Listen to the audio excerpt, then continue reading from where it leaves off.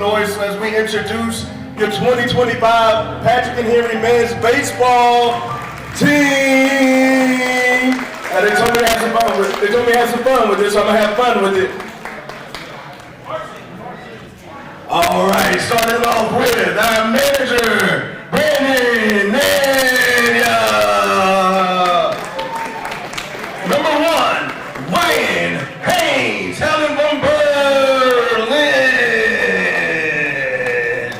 We got number 2, Carson McCoy, hailing all the way from St. Albans.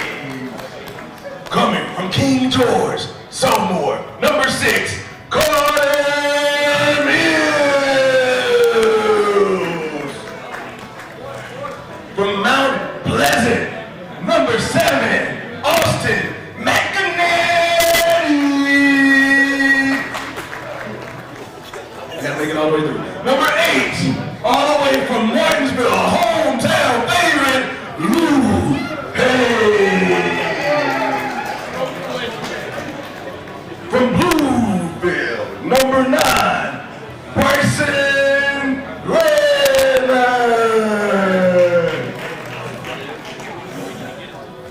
From Glen Allen, we have number 10, Andrew Harris. From Pittsburgh, sophomore, number 11, Ty Lagoni. From Allegheny, redshirt freshman, number 12, Wyatt Griffin.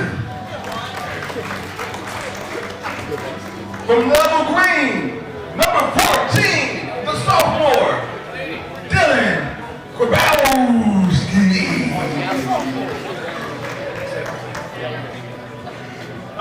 Number 15, all the way from Roxborough, Hayden Hester.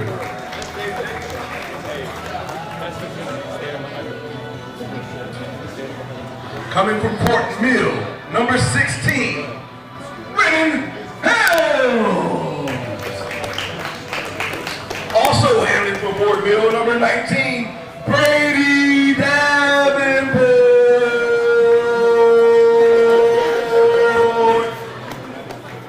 Number 20, from Irvin, Aiden Dunlap. Gotta start our music over here. From Delmont, number 21, Anthony Alisi. From Halifax County, number 22, Joshua Gunn. From Santo Domingo, number 23, Larry DeLeon. From Pearson County, number 24, Tyler White. From Mount Sydney, number 25, Aiden Richard. From Kannapolis, he's a freshman, number 26, Landon Finley. Coming all the way from Tampa, Florida, number 27, Gabe Huff. Representing Charlottesville, number 30, Ryan Jones. From Wingate, number 31, Brody Owens. From Irmo, number 32, Jesse English. I'll make a little 2 lines here. Come on, Goldman. Coming from Charleston, number 33, James Martin. From Asheville, number 34, Toby Wilson. From Maiden, number 36, Ty Coulson. And from Abington, number 40, Noah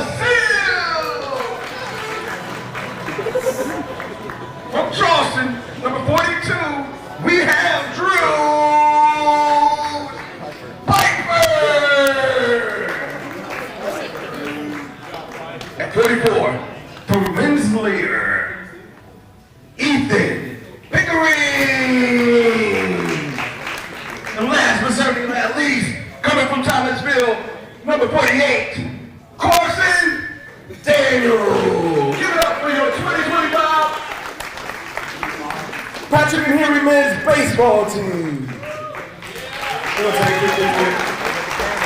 Hey.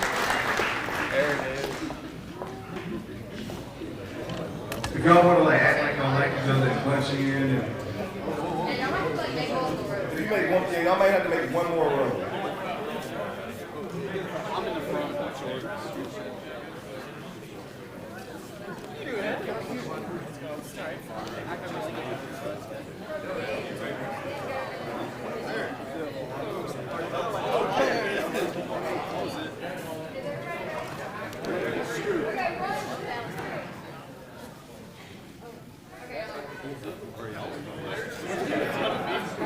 All right, y'all give it up for the team one more time.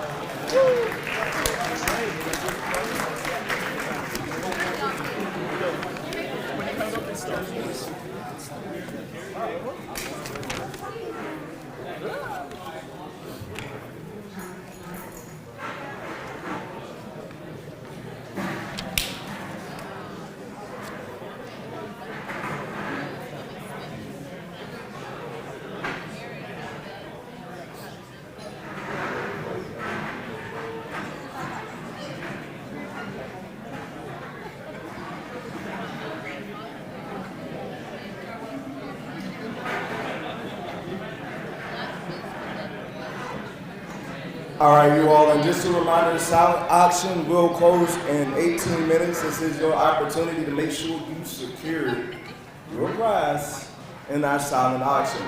It ends in 18 minutes, but that's the silent auction.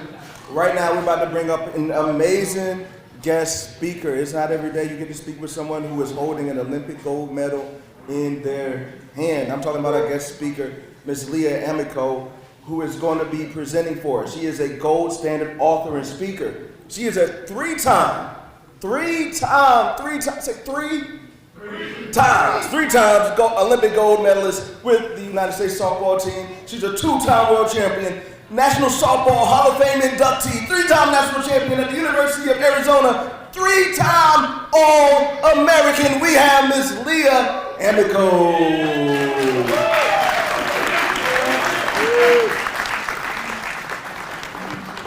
Thank you. I'm honored and excited to be here with you all, as well as I'll be here all week. Flew out from Southern California to be with you guys. I wanted to have a little bit of winter in my life, and so I'm excited to share in the schools in this area. But, baseball and softball, they go hand in hand. I love, of course, first pitch. I love beginning of a season, best time of the year if you're an athlete. For the freshmen, very exciting to be able to reach that next level because that percentage is so tiny of athletes that even get that opportunity. And so it's a big deal.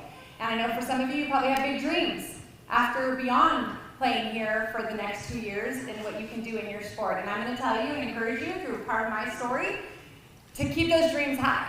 But as high as you want to dream, make sure the effort and what you put in matches that dream that you have. Because there's a whole lot of people that miss out because they skip that little part. When I was 21 years old was when I won, they're probably going to fall on the floor because I have them all tangled, but it was when I won this Olympic gold medal with my teammates. I was one of 15 women and stood on the podium in Atlanta, Georgia, a long time ago. I was in the 1996 Olympics, but it was 4 years after I had completed my high school playing and education, and I was just this athlete. I was like, I want to just play softball. I didn't know what I wanted to do for a career. I just knew I wanted to keep playing softball, and I got that chance to play at the University of Arizona. But while I was there, the opportunity came up where they said softball is going to be in the Olympics for the first time ever, and as soon as I heard that, I was like, that's the goal. That's the dream. And I want to share just a few key points of my story and my journey, because I found that not only did it help me win Olympic gold with teammates, with the best in the world, but it also set me up for a future that I couldn't have dreamt. That I know God's hand has been all over it. God is really the author of my story, but I just see that He's placed me and the people He's put in my life and a journey. And so part of the way that I got to the Olympics in the first place was that I got to Arizona as a pitcher. I was from Southern California. I had really, success in my travel ball years. Was a 3-time national champion at different age groups. Was the starting pitcher for a couple of those national championships. And I walked onto the Arizona campus, thinking like, I'm pretty good, like I've had a lot of success. And then I was like, whoa, this is another level. The college level is a different level. And so you find out really quickly, like, okay, how do I get to this level? I don't have their experience yet, but I got to figure out now how to be my best amongst the best. And that's kind of what I talk about. I call it the gold standard, because when you think of the gold standard, it's the best of the best. So coach, could I go and talk to a coach and say, hey, who every day at practice exemplifies, if I said to you, the gold standard? And he's going to tell me that person that comes out and every single day, they're going 110%. Every day. Coach doesn't have to ask you, you're already doing it. And that was that heart and that passion I had because I had these big goals and I wanted to be not just my best, but I wanted to be the best. And some of that has to come from within. And so I got there. Now, did I have ups and downs? Sure. My freshman year, I think everybody has to be a freshman once. I know this is obviously a 2-year school. But I'm playing with these seniors who have a lot of experience on me. And I'm playing against an inter squad, some of our athletes. And you pitchers that have to face your hitters, like, I hated that. I hated playing against my own teammates. But I'll tell you, like, it tests you like above, because it's like, okay, that battle is on. We had one of the best home run hitters in the entire nation.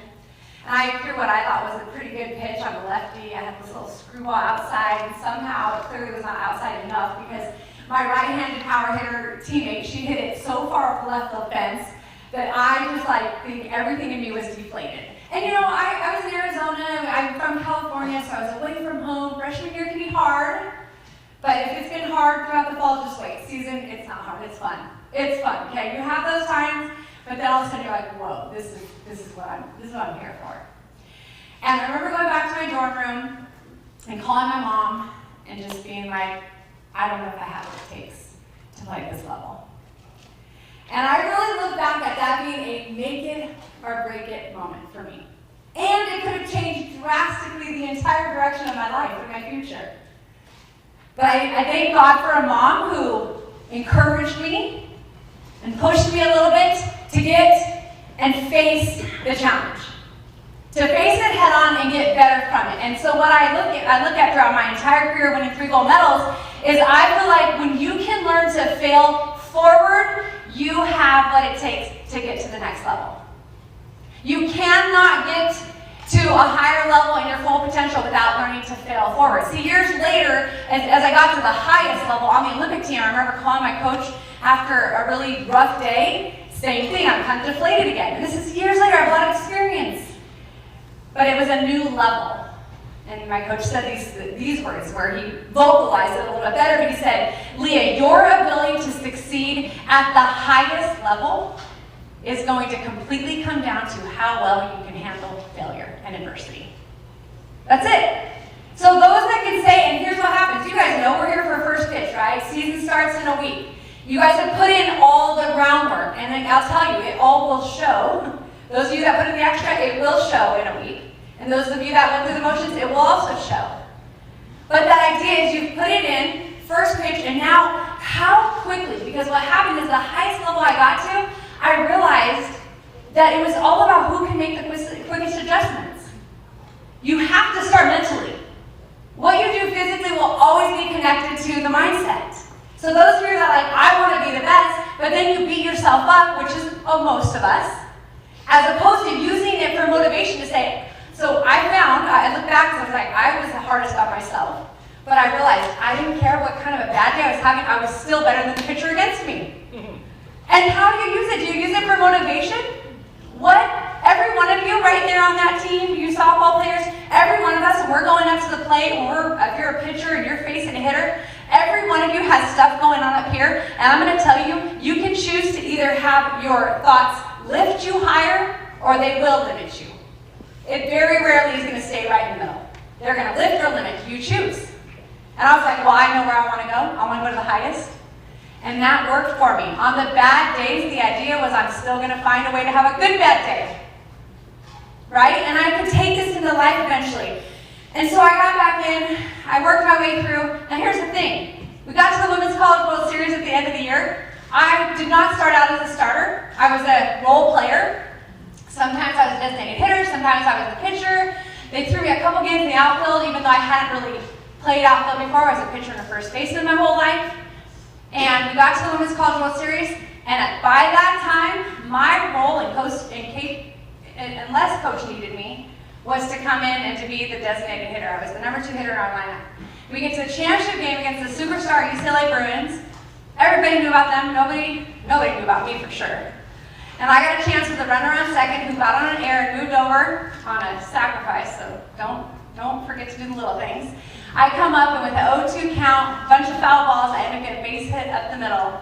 And we go on to score. That was the first inning. Well, guess what? That ended up being the only hit that the opposing pitcher gave up. But it scored a run, and our pitcher only gave up 2 hits, and we won 1-0, the national championship. I was 18 years old. The game was on TV. I was like, I could die. I'm good. Now, thank God he did not take me home then, because he had a lot of work to do in my life before that. But I just was like, in my softball, like, your softball dreams don't get any better than this. On TV, everyone at home, national championship. I'm 18 years old, and I'm like, wow, like, it really is the best feeling. My second year, I come back to school, and coach is like, all right, well, here's the deal. We have 4 pitchers this year. We have our star senior. She was a junior the year before and led us to the national championship. And then I was a sophomore, and we had 2 freshman stars. And he basically said to me, you know what? I need you every day to be our starting center fielder. And I'm telling you, this is another make it or break it moment. Because all of us have choices placed before us. Sometimes what we choose, and sometimes things that are chosen for us, which was this situation. I was not choosing to go to the outfield. My coach was choosing for me. But I had a choice of whether I was going to buy in or not. And every single opportunity you have every day when you walk out to the field, every single day you have a choice to get better or to go through the motions and have it just stay the same. And I was like, okay, I'm going to be the best outfielder there is. That was it. That was literally like, as soon as my coach said that I'm going to be the best. And guess what? I was terrible at first. I was terrible, but I was going to find a way to be great. And I said, Coach, day after practice with me, Coach, I need you to hit me balls. I had never had to dive. I was a first baseman. I had pretty quick reflexes, but I had now timed it and dive, and I crashed and burned more times than I could count, but I did not stop. And one day it finally clicked. And I finally got the confidence, the timing, and the rhythm, and I'll never forget it because I caught a ball in a game. That was a big moment, and I didn't hurt my neck doing it. I slid, and from that moment on, it just carried, and I had figured out that position, that part, that play. But then we get to the Women's College World Series my sophomore year, and I'm in center field in a big game, and I end up catching a ball over the fence. Now I'm gonna tell you. I saw the ball, it was big. I ended up going on winning a gold medal with this teammate. She was an opponent at Fresno State, and she always hit this pitcher really well, and I just see this ball, and I'm like, it's gone.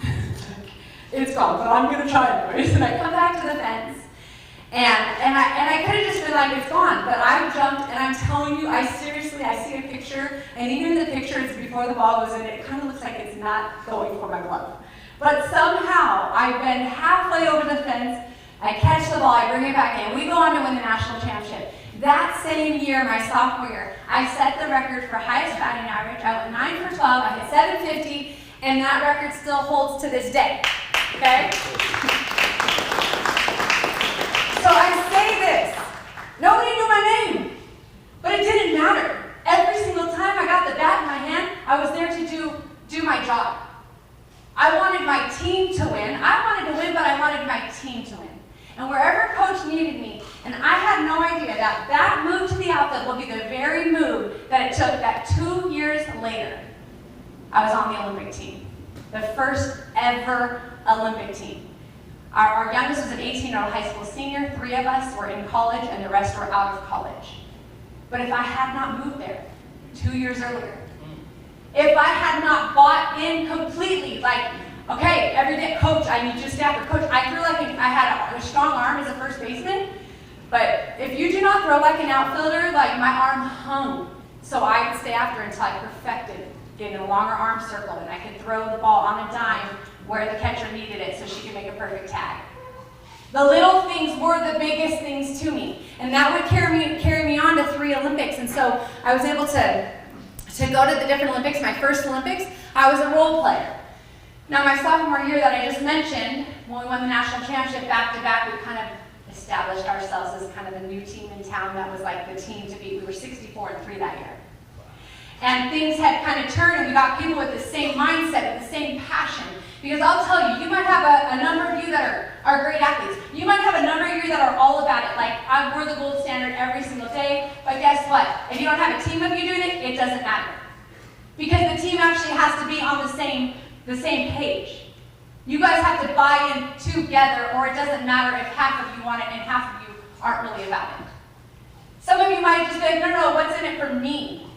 And if we do that, we never get to where we actually want to go because we can only do it together. And so I encourage you to be about, what is Coach asking of me today? How do I do this? But I think back to my sophomore year, my coach, we won, and so we had a celebration dinner. And it was the only time out of all 4 years that the coach gave the MVP award. It was the Golden A, it was this little charm. And he said, okay, I want to announce the MVP for the season. It was kind of weird, he didn't do that the year before. And he said, I'm going to give this award to this athlete who's come every single day and done her job with a smile. She does not complain. She does not have an attitude. She shows up ready to make others better. And he gave the MVP award of the year where we went 64-3 to our bullpen catcher.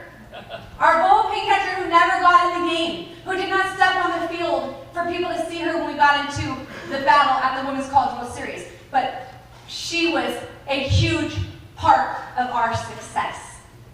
So a couple years later, when I'm on Team USA, and I'm switching off in the outfield every other game, and then we get to the gold medal game, and I'm not called to be a starter, I'm like, okay, well, I'm ready if Coach needs me. I'm ready, I'm running down in between the field, I'm warming up when I need to warm up, I'm ready to go if Coach calls on me. He didn't call on me, but I stood on that podium with my teammates knowing that all year long, every single person, including myself and every starter on that field, had put in the same because we were going for one goal, and that was to become Olympic gold medalists, to represent our country with pride, with honor, and to be the gold standard, to be the very, very best there was. But that also made me hungry. I wanted more. I ended up finishing my last year, won my 3rd national championships. I have 3 national championships at Arizona. I remember going back, and so I have a gold medal and have 1 final year. And our very first warm-up back, we're doing stadiums up in our basketball arena. And I'll never forget our trainer. She was an Olympian herself. She was a track athlete, so she knew that standard. And I ended up finishing before everyone else that run, and she looks at me, and I'll never forget it because she was just like, I see you, Leah. And I was like, well, what do you mean? And I'm glad I asked, because this is what she said to me. She said, I thought you were going to come back with this gold medal and just sit back and be like, that's right, I know I'm good. And I thought the complete opposite. I have a gold medal. There's 1 year left. I want to lead this team to greatness. How do I lead? By my example every single day. Because I believe true leadership is shown by our actions first. People respect when you work harder than everyone else. People know when you're messing around and then you try to tell them what to do. I don't need you to tell me if you can't even do it first. And that is what I took on. Like, I want to show. I had the opposite. The other 2 seniors, you know what? They were happy they were seniors. They really wanted to tell the freshmen to carry the equipment, right? And I was like, come here, freshmen. I'm gonna stay with me. And they said that was their best year ever. Went on to win the national championship again. I finished, and life was great. I got to go and continue to play in 2 more Olympics. My 2nd Olympics, I also played outfield. This time I played every single game. So I'd been there a number of years, played every single game.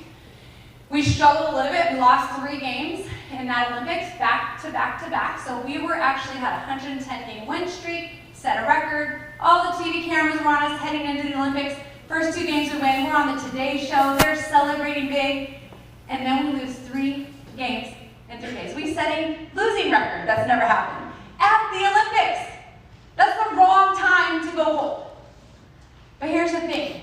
I look back at that Olympics, and we did come back to win the gold. But a couple things happened. Number 1, we first lost, everybody went inward. Very common. Number 2, we lost the next day, and people started pointing finger, because that happens when there is a struggle. A lot of people want to blame as opposed to, and what happened was the 3rd game, again, make it or break it moment that turned the tide, but one of our leaders, our veterans, got us together and said, we need to figure out how we're all moving the same direction. If you're not on the same page with us, we don't even want to hear it, we're going to go with who's on board. And basically we went around and we talked about what every one of us brought to the table. Because if you do not have your own accountability, it does not matter. You can constantly be finding reasons why we're not getting the job done. But when you step up first, and you own it, and you have a team of people that are doing that, now you're going somewhere. And let me tell you what happened. One other thing happened, and I want to encourage you guys. When you see, I don't know, maybe you already do this, but we just didn't. I played with these teammates for years. And we just didn't always give praises to each other. We might have cheered when someone obviously hit a home run or something, but we didn't do it for the little things.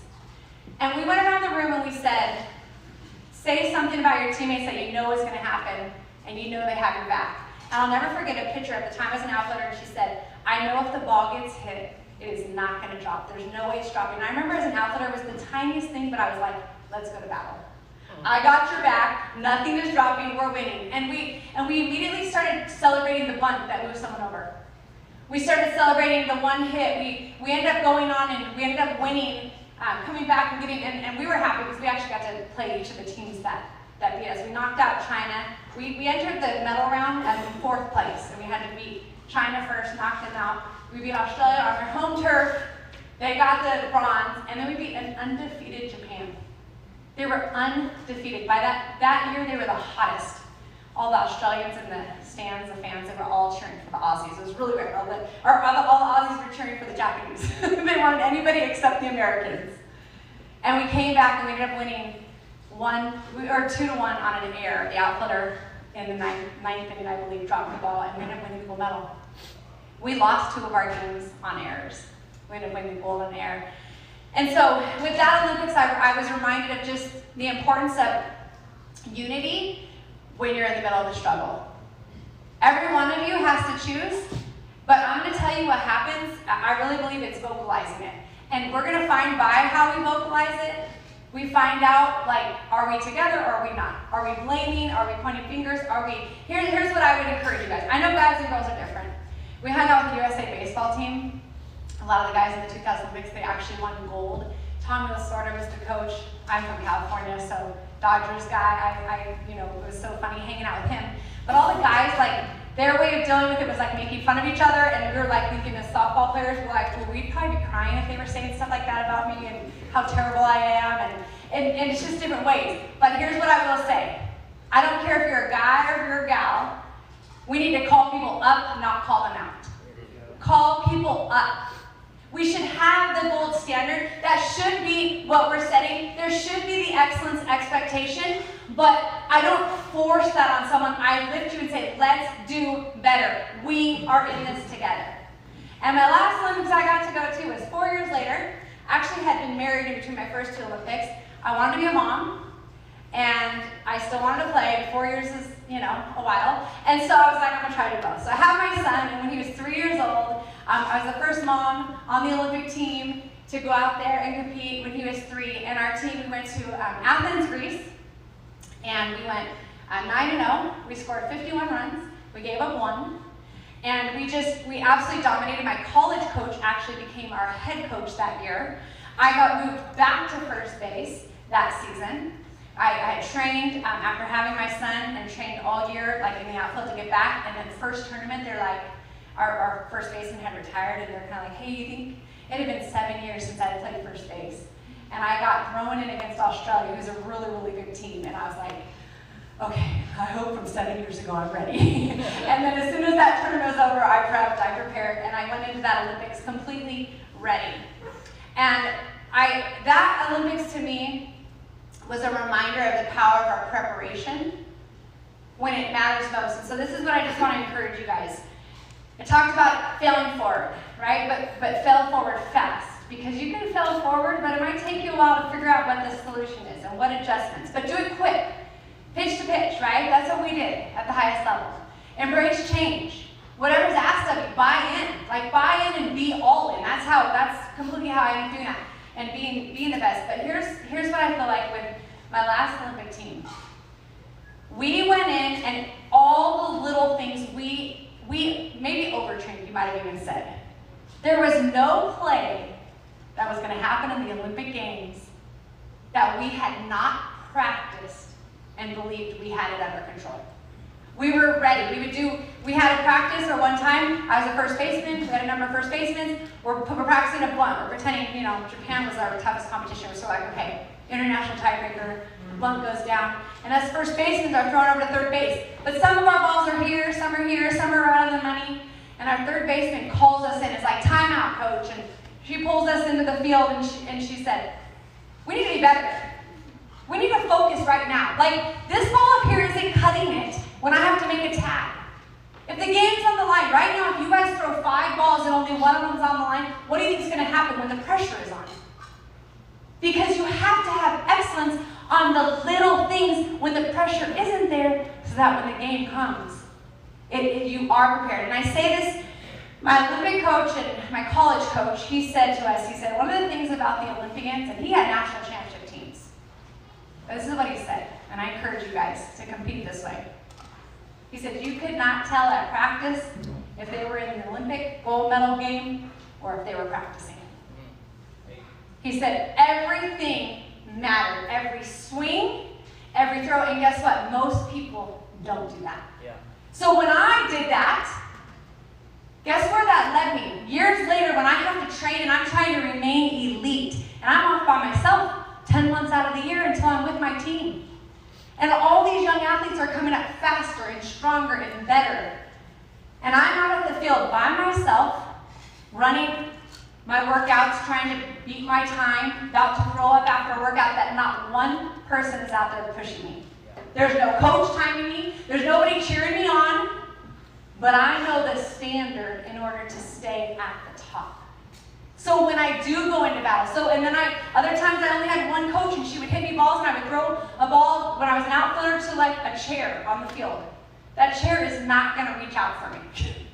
It has to be right there, and I'm tested in that. After having my son, it took me a little bit. And so I got this high school pitcher because I was like, I had to get my timing back. And she would throw, and it took me a bit. And then one day, my swing was back, and I was like, okay, I didn't want to hit her because I started hitting them back up the middle, which is my best swing. And you all know your best swing. And from that point on, everything, I moved up, and then I started getting these men's pitchers and asked them, hey, will you throw to me because their ball moved a little bit more. And I needed to challenge myself.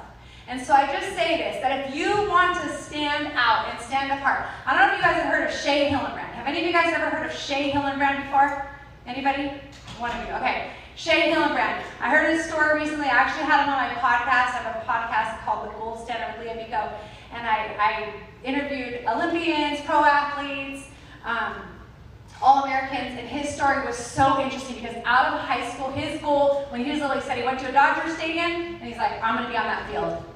And he went to high school, and he was done with high school, and there was not one offer of anything. So he went to Arizona, he went to junior college. And that year goes by, and nothing really happened, but he still had this dream and this goal. And he said he went to his coach, and they had a guy who threw pretty hard. I guess just over, not a pitcher, but just threw pretty hard. And he asked him, what is the hardest person that throws on this team? The strongest arm, what do they throw? And he said every single day, he went out that summer in Arizona, which is hot. I never had to stay in the summer there. I went back to California. And he said every day he threw 300 balls. That next season, he was a standout. He got drafted. He went on to become a 2-time All-Star. And he kind of has a crazy story after that because his life came crashing down. But he reached that because here's what happened. He didn't want to just be this great baseball player. He wanted to be his best on that team so that he could get to that next level. And so he asked, who is the best? and what do they have, and I'm gonna find a way to get to that point.